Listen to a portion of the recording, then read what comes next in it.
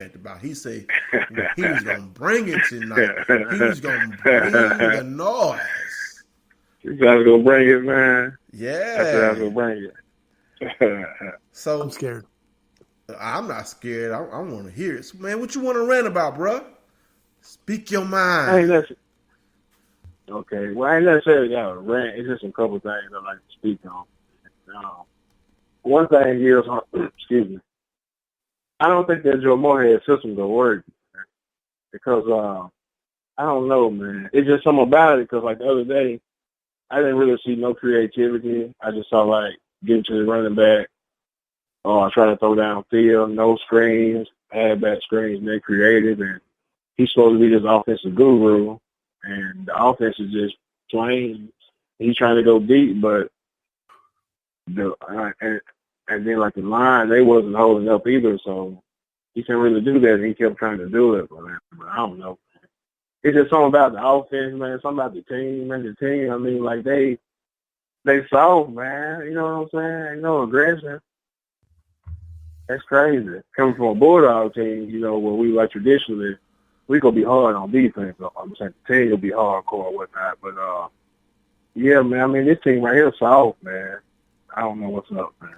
So to piggyback on your offense, so do you feel like we have not a Tecmo Super Bowl offense, but a Tecmo Bowl offense, you say? You remember on Tecmo Bowl, you had what, 4 plays? What was it? Four plays, 2 plays, 2-1 play, I think. Yeah, something like that. But the offense, I mean, it doesn't have no harmony. It doesn't make sense. It's like, you ever seen some little kids sit and play, man, where they just randomly pick plays. They go through the playbook and they may go 5 wide and come back and go like a ace formation with like 2 tight ends, something like that. You know, like kids just randomly pick plays. Right. That's what some of those systems look like. And then, man, like one thing that just eats me up, I mean, I'd be like to throw a fit, is when they let the play clock go down low. I hate that, man. Like, me personally, I like a high tempo offense.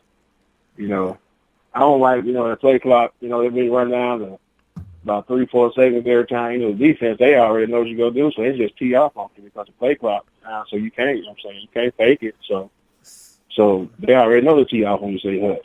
So basically going slow man. Is basically giving the offense away. Yeah, man, I hate that. All right, what else you got to rant about? Give me something juicy. You know, people, you know what I'm saying, people saying this and that about Dan Mullen when he was hip, but at least Mullen, he had it figured out. He knew from, like, a traditional standpoint, we didn't really get no, I'm saying, like, no passes, no really high-powered receivers, and then over, like, the span of Mississippi State football. But we always get athletes we can run the ball, so Mullen knew to run, like, a running spread. And I think that, like, a running spread system would be perfect, you know what I'm saying? But Moorhead, you want to do this RPO and passing the ball, and I don't know, man. I don't know. I just got my doubts at first. I didn't, like, but now I'm like, I don't know. Well, I mean, it is year 2, and he does have to have time to bring in players that he feels can run his system. But I can feel you on that. I mean, it does seem like this team is not as tough as past Mississippi State teams. But we are dealing with a unique mix of experience, of senior experience, but not experience on the field, and then youthful experience. I mean, even though Chauncey Rivers was a highly rated player coming out of high school, he went to Georgia, transferred to MCC. Then he had the red shirt at Mississippi State. He played sparingly behind Jerry Green and Montez Sweat. And Stubbs will tell you, I had high expectations for Chauncey Rivers. I predicted he would have 13 sacks. He might not get half 2 sacks the rest of the way. Right. You know, so I need him to get in gear. And, you know, of course we know about our defensive front as far as interior. You know, the guys who just Jeffrey Simmons is gone. You know, Hoyt Thomas gone. You know what I'm saying? So we can't expect these guys to play like Jeffrey Simmons. They have to play like they want to play. But I would like to see a little more hell coming from the middle of that defense. I would love to see that. But man, like you were talking about Chauncey Rivers, I think Chauncey Rivers should have put on some more weight and been moving in for D-tackle. Well, he big enough to play D-tackle now. You say he playing D-tackle now? He big enough to play defensive tackle now. He's Right, 285 pounds. Right, that's what I'm saying. We got some DNs that should be playing D-tackle. You know? That's why we didn't get no pass rush. Damn. I got to jump in on so this. Them guys, they really run stoppers. Go ahead, Stubbs. Well, same thing that Jay's saying. The biggest issue with this team I see is we have no identity on offense or defense. Right. Like it's this, like he's saying, it's going through the motion. I literally feel like we're back there, back in Starkville, playing flag football out there in McKee Park, and we're running 8 plays. Like that's what I'm feeling like. There's no identity. Is that McKee Park? Yeah, McKee Park. Went way back on that one. So bad. So, like the defense, there's no identity. It's like we don't have any quote unquote dog players like that true speak. You know, the emotional player. I guess I'll say. Right. Maybe there is, and we don't see it, and they're not making it. But like, there's no Jalen Ramsey. There's nobody out there like. There's no, like you're saying, there's no Simmons. There's no Sweat. That's getting in people's faces that are making people being held accountable for their, miscues or whatever. It's just there's no oomph in this team for the first time in years, probably. I'll say, like there's, as Mullen would say, there's no strain or whatever. But it's just we're just there, and we didn't show up this time. And you could tell Kansas State just wanted more. We went in and whipped their asses up there in Manhattan. Sorry for that one. But, they came back and wanted to prove with all their seniors on their offensive line that, hey, they can put this up. And they wanted it more. The fans even wanted it more. I think their fan section was probably louder than the rest of our whole stadium. And it's sad. And I don't know. They haven't given up. It's just they just need to regroup and figure things out. So that's what I think. Right. I agree. That one. So, Ms. D, you awful quiet over there. What do you think about Jay's opinion on the offense? Oh, you're talking football strategy. That's not my forte. It's not your forte. Okay. Now, my husband John would be the one to talk about that kind of stuff. Okay, not a problem. All right, so we're ready to move on. We want y'all to stay with us. The next segment that we have now, I've been going back and forth with a couple guys about these suspensions. People want to say, it's the coach's fault. And I feel like it's the player's fault and the tutor's fault. Really shouldn't have been no fault because you should have been doing your work. But these suspensions, who's really to blame for the suspensions? Jay? Well, okay. Man. Jay Clark. I forgot I got 2 J's on here now. Okay. The suspensions. Man, I say the players are blamed. Do your own work. How about that? You know what I'm saying? They're the ones to blame. Nobody else. They're the ones that did it. But like some of those guys we could really be using right now, especially Willie Gay, man. We could use Willie Gay so bad because Leo Lewis, he just ain't cutting it. And like Errol Thompson hasn't really been playing too good either, but Willie Gay, he brings it. And then we could definitely be using Marcus Murphy because we got a couple guys in the secondary. Let's just say that having 3 first-round draft picks on your team made a lot of people look really good last year. True. All right, Ms. D. Yeah, do you have an opinion on these suspicions that have riddled our depth chart?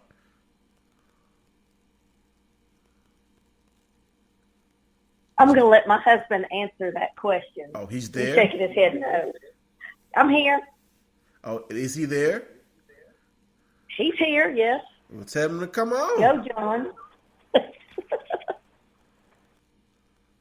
Mr. John, how you doing? Come on. I had a mouthful of ice cream. Oh, man, you going to share some of that? How you going to come on Maroon Maniacs with 2 guys who like to eat with a mouthful of ice cream and ain't got none for us? No love. Well, at least I shared that I was eating ice cream with y'all. All right, Mr. John, we want to know, first off, we know these suspensions have basically riddled our depth chart. We're missing some key guys, and it's impacting us in ways that no fan likes or is ready to just accept right now. So who do you blame for these suspensions? The players, the coaches, or the tutor? Well, I mean, you just named all the people right there that need to be blamed. They all need to take blame for it because, first of all, the individual made that decision to do what he did, knowing it would break rules. And then everyone who is involved in that chain, somebody, if they had any information about it, should have put a stop to it. So overall, the suspensions hurt our team because we need those players. We counted on the big starter this year, and now we kind of had to make substitutes, and it shows in the middle of the defense. Very weak. Linebacker play has been, iffy. And it's because you got guys out of position who are not used to playing that position and can't seem to gather, how to play that scheme. So it's going to be iffy on the defense this year. Same thing with offense. I mean, those suspensions hurt us more than what people think, because now we're pulling in talent that has very little playing time. So grin and bear it until, So I have a question. So why do you feel the coaches are at fault? Because the coaches don't log into the players' academic accounts to do their work. So how can the coaches be blamed for a player giving someone access to their academic online, whatever it is? What are they use, Moodle or something? Whatever little online coursework software or CRM that Mississippi State uses. How can the coaches be blamed for that? What would you expect a coach to do? Well, if you look at it, what these guys that play football, what do we call these people who play basketball, football? Student athletes. Student athletes, right?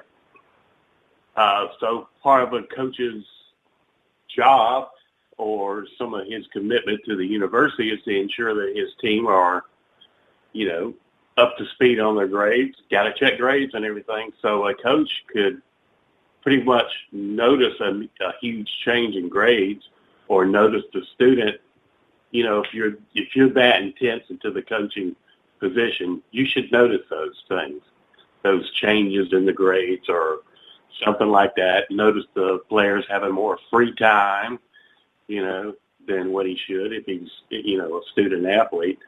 So, the coaches should be made aware. I mean, it's just part of his duty, responsibility for a coach.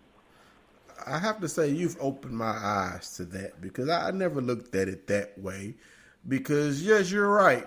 If I know Willie Gay is normally a C student, and in this chemistry class he's making B pluses and A's, I'm going to go to Willie and be like, hey, how you doing in this class?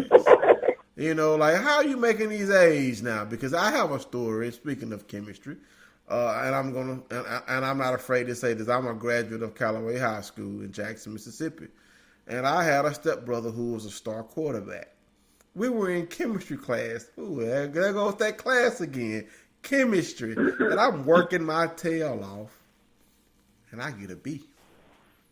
I'm not happy because I like to make A's. I'm a nerd. I like to make A's. He comes on, Deke, I got an A. You got a B. I beat you. Now, we in this class together. He ain't never come to class, but he got an A. So I cut up. Yeah, I'm not ashamed to say, I cut up. Because as a scholar, I know he ain't no A.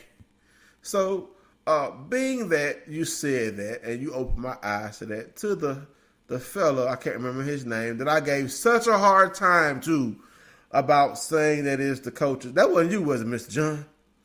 I gave some poor guy the right